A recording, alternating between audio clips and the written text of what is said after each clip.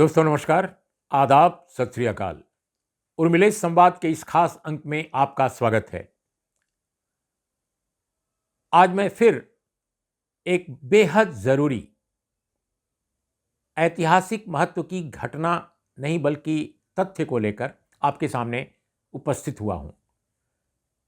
पिछले कई दिनों से मैं लगातार अखबारों में, टेलीविजन चैनलों में, वेबसाइटों पर भी, यूट्यूब चैनलों पर भी देख रहा हूं कि भारतीय जनता पार्टी लगातार दावे करती आ रही है पिछले कुछ समय से कि वो ओबीसी कम्युनिटी की बहुत ही हितैषी है। ओबीसी के हितों का सबसे अधिक संरक्षण भारतीय जनता पार्टी ने किया है। उसने आरक्षण का कभी विरोध नहीं किया। यहां तक कि कई नेता तो कहते हैं कि मंडल का उन्होंने कभी विरोध नहीं किया।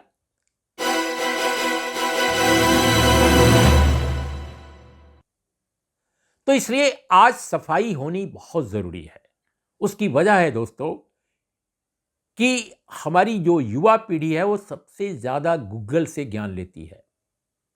मैं सबकी बात नहीं कर रहा हूं, लेकिन ज्यादातर जो मध्य वर्ग, निम्न मध्य वर्ग के लोग हैं वो गूगल का ज्ञान जो है उसको बिल्कुल एक्यूरेट और प्रामाणिक मानते हैं। और गूगल पर वही चीजें आती हैं जो नेता बोलते हैं, बहुत सारे एकेडमिशियन भी बोल देते हैं कुछ भी, या कई बार पत्रकार बोल देते हैं, तो उसको मान जाता है कि बिल्कुल सत्य है। अब सत्य किस एंगल से बोला जा रहा है, वो सत्य है कि नहीं है, इसलिए आज इस बात को रखना बेहद जरूरी है कि इतिहास में जो घटित चीजें हैं उनका रूप क्या था, तथ्य क्या है। तो पहली बात तो यह मैं कहूंगा कि बीजेपी नाम की पार्टी ने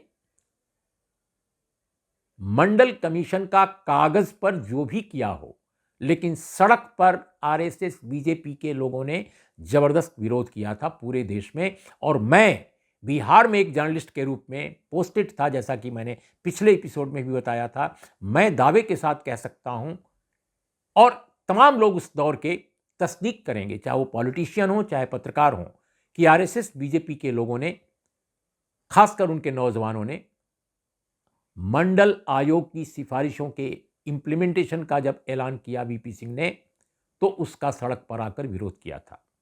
पटना की सड़कें पट गई थी विरोध से। समर्थन में भी कुछ लोग आए थे, ऐसा नहीं है कि नहीं आए थे।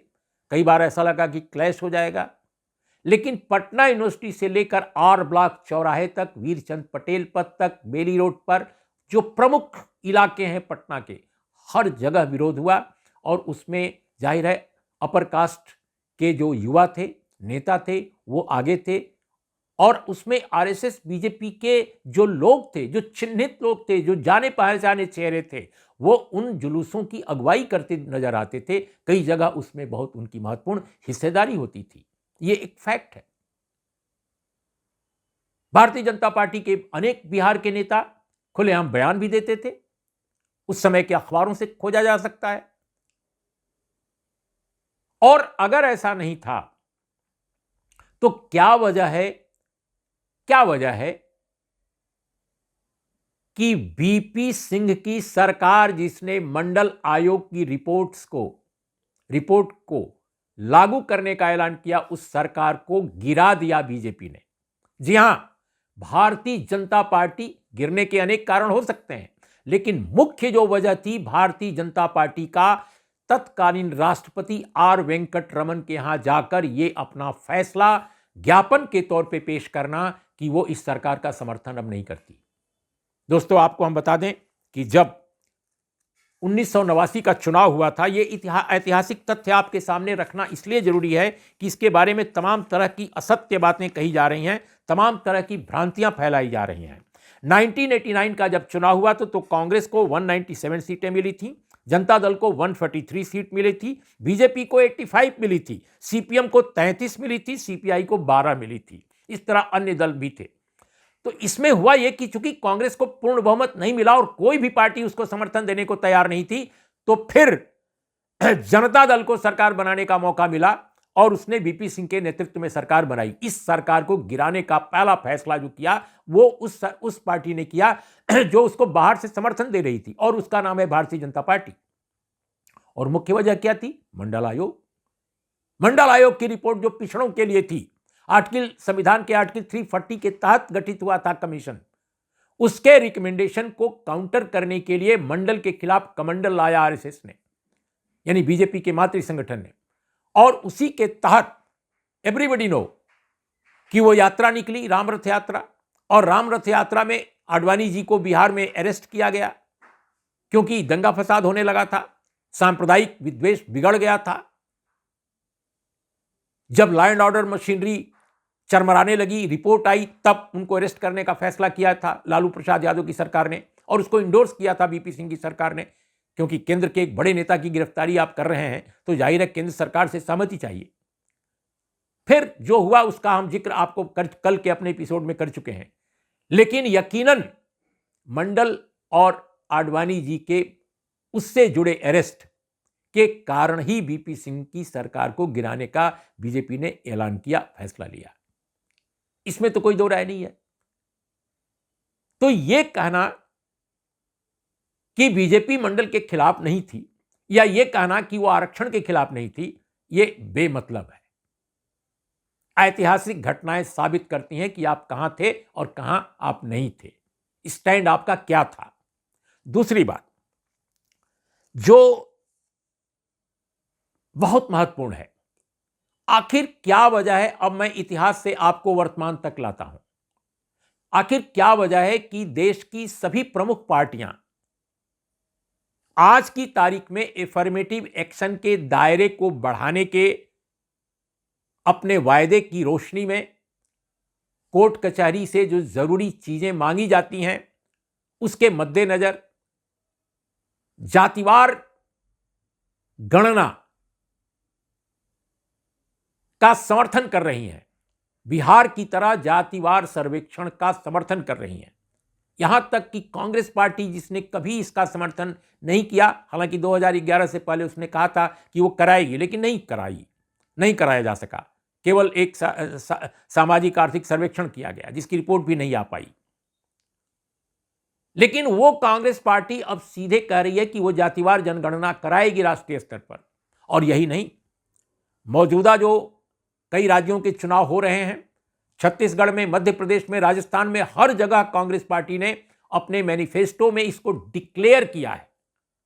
यही नहीं, उसने अपने राष्ट्रीय अधिवेशन में जो रायपुर में हुआ था कुछ महीने पहले, उसमें भी डिक्लेयर किया है। मल्लिकार्जुन खड़गे जो राष्ट्रीय अध्यक्ष हैं, जो राहुल गांधी जो प्रमुख उनके स्टार लीडर हैं, इन दोनों ने न जाने कितनी बार कहा है कि वो राष्ट्रीय स्तर पर जनगणना के पक्ष में है, जातिवार जनगणना के पक्ष में है। और चुनाव में मैनिफेस्टो में भी वो चीज आ गई। तो आखिर क्या वजह है कि भारतीय जनता पार्टी एकमात्र ऐसी पार्टी देश की है बड़ी पार्टियों में जो जातिवार जनगणना का नाम तक नहीं लेती कहीं? मध्य प्रदेश के मैनिफेस्टो में, राजस्थान के उसके मैनिफेस्टो में जिसको संकल्प पत्र कहते हैं, या छत्तीसगढ़ के संकल्प पत्र में बीजेपी के, क्या जातिवार जनगणना का वादा है? अगर नहीं है तो सवाल उठता है कि जब सभी पॉलिटिकल पार्टी जातिवार गणना के पक्ष में हैं तो बीजेपी क्यों नहीं है? क्या यह बताता नहीं है कि आप ओबीसी कम्युनिटी या दलित कम्युनिटी या ट्राइबल कम्युनिटी के आरक्षण की जो सीमा है उसमें जो संभावित बढ़ोतरी है उसके लिए जरूरी डेटा, आंकड़ा उपलब्ध कराने के प्रयासों को आप नहीं पसंद करते? नीतीश कुमार की सरकार ने वहां किया, आप मजबूर हैं आप समर्थन करने के लिए। आपके पास कोई चारा नहीं है क्योंकि आपको मालूम है कि भारतीय जनता पार्टी विभाजित हो जाएगी बिहार में फिर इसी मुद्दे पर। एक बार विभाजित हो चुकी है, लालू यादव की सरकार को विड्रॉ करने के नाम पर उनका समर्थन एक बार हो चुकी है बीजेपी वहां विभाजित। आपको फिर डर है कि विभाजित हो जाएगी, तो अब आप जातिवार गणना पर तो कुछ नहीं स्टैंड ले रहे हैं, कहीं स्टैंड नहीं ले रहे हैं, लेकिन आप मजबूर हैं कि नीतीश कुमार जी की और तेजस्वी यादव की सरकार का समर्थन आप कर दें इस पहलू पर कि हाँ जी ठीक है, आप आरक्षण का दायरा बढ़ा रहे हैं, हम आपके साथ हैं इस विधेयक पर। कोई आपके पास चारा नहीं। लेकिन आप मध्य प्रदेश में यह काम नहीं करते। मध्य प्रदेश में कितने सालों से आपकी सरकार है? 18 साल से, लेकिन 14% ओबीसी आरक्षण है। 27% कम से कम होना चाहिए। लेकिन उस मध्य प्रदेश में जहां आबादी ओबीसी की 50% से कम नहीं होगी, स्वयं बीजेपी एक बार कह चुकी है 48% है, मैं कहता हूं कि 50 से कम नहीं होगी, ज्यादा होगी, लेकिन वहां भी ओबीसी को 14%, 100 में 14, सोचिए, मिलता है। छत्तीसगढ़ में 14, रमन सिंह की सरकार के समय से बढ़ाने की कोशिश की उन्होंने एक बार, मजबूरी में, चुनाव जब नजदीक आ गया, लेकिन वो नहीं टिक पाया। अदालत में आंकड़े मांगे गए कि कैसे आप बढ़ा रहे हैं। बघेल सरकार ने बढ़ाया, बढ़ाकर दिखा दिया। उन्होंने 27% किया, 27% किया। इसके अलावा उन्होंने अन्य जो कम्युनिटीज थी उनका भी बढ़ाया। 32% एसटी का किया, एससी का 13%, ओबीसी का 27%, टोटल 72% होता है, और 4% जो है ईडब्ल्यूएस के लिए किया। लेकिन उस पर भी मामला आगे नहीं बढ़ा, क्योंकि राज्यपाल के यहां वो फाइल अटक गई। कहा गया कि राष्ट्रपति भवन जाएगी, वहां से डिस्कशन होगा, ये होगा, वो होगा, कुछ नहीं हुआ। अब कौन नहीं जानता कि राजभवन आपका है? राजभवन में नियुक्तियां जो होती हैं वो केंद्र की मर्जी से होती हैं। तो ये जो पहलू है, कई बार अदालतों में मामला अटक जाता है। इसी तरह से मध्य प्रदेश की कमलनाथ सरकार जब आई थी तो उसने भी हाइक किया, बढ़ाने की कोशिश की, अदालतों में मामला अटक गया। तो इतने साल से जो मध्य प्रदेश और छत्तीसगढ़ जैसे राज्यों में सबसे अधिक वर्ष तक जो सरकार रही वो बीजेपी की सरकार रही, लेकिन 14% से ओबीसी का आरक्षण आगे नहीं बढ़ पाया। तो किसे माने कि आप ओबीसी के हितैषी हैं, या ओबीसी को सिर्फ शब्दों में, भाषा में आप उनके हितैषी बनते हैं? लेकिन सच यह है कि ओबीसी की जितनी लीडरशिप है, भारतीय जनता पार्टी से अगर कोई बाहर ओबीसी की लीडरशिप है तो उसको मटियामेट करने में आप लगे रहते हैं। बिहार से लेकर छत्तीसगढ़ तक जितने ओबीसी के प्रमुख नेता हैं, उनकी छवि खराब करने के अभियान में अगर सबसे आगे कोई पार्टी है तो वो भारतीय जनता पार्टी है। आप मध्य प्रदेश में जो आपके नेता हैं, जो केंद्र के मंत्री हैं, उनके मामले में न जाने कितने सवाल उठ रहे हैं, लेकिन जांच पड़ताल की बात तो छोड़िए, कार्रवाई की बात तो छोड़िए, आप उस पर कमेंट तक नहीं करते। लेकिन एक ड्राइवर को या एक किसी अन्य कर्मचारी को हिरासत में लेकर बयान दिलवा देते हैं छत्तीसगढ़ के मुख्यमंत्री के खिलाफ, और आप उनको महाघोटालेबाज, महाभ्रष्टाचारी, स्कैमर और न जाने क्या क्या आप बताते हैं। मानो कि अदालत ने फैसला कर दिया हो, क्योंकि आपके पास मीडिया है, मेन स्ट्रीम मीडिया आप ही की बात केवल दिखाता है और छापता है। तो यह कहना, मैं समझता हूं कि इस देश में लोगों की जो आपसे असहमत हैं, जो आपकी आलोचना करने का दुस्साहस विद इन द कोर्ट करते हैं, आप उनकी छवि बिगाड़ने, उनको नष्ट करने, उनको डिस्ट्रॉय करने में आपको मजा आता है। आप चाहते हैं कि ओबीसी कम्युनिटी का कोई भी व्यक्ति अगर सर उठाकर चले तो उसे आप बर्दाश्त नहीं करते। आप चाहते हैं कि सारे लोग मजबूर होकर आपकी छाया के नीचे आ जाएं, क्योंकि आपको दूसरों की स्वतंत्रता पसंद नहीं है। और बिल्कुल आखिर में एक आंकड़ा पेश करके मैं अपनी बात खत्म करता हूं।